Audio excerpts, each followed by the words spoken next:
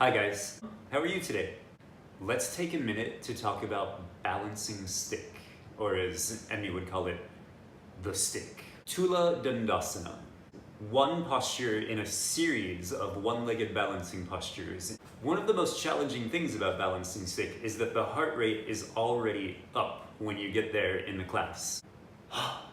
You've already done awkward pose, you've done standing head to knee, and then all of a sudden the teacher wants you to do this other balancing posture like, what? Balancing stick? And you're balancing on one leg again, and it just doesn't seem like very much fun.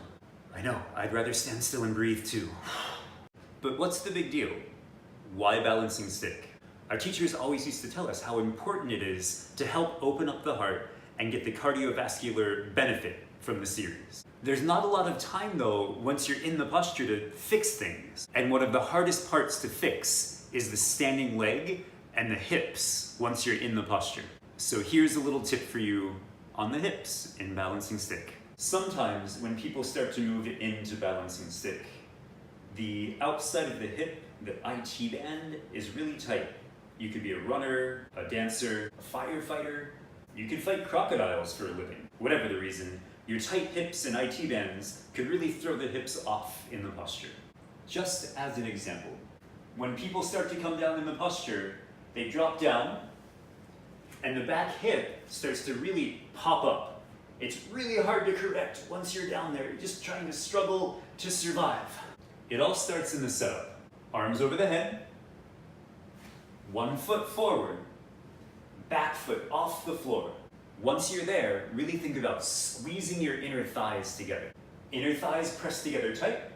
From there, stretch up and then drop the body down.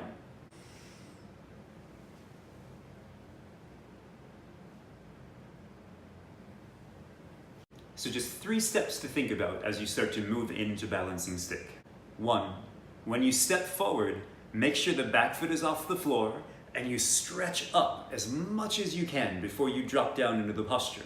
2, keep your belly in and press the inner thighs together to really set yourself up properly.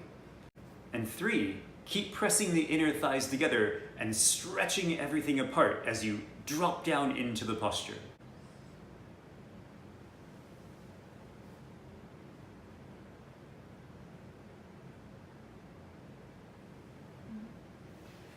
There are a ton of other things that we could talk about in balancing stick, but I think that's enough for now. Any thoughts, any questions, drop them in the comment field below. I'll talk to you guys soon. Zeb out.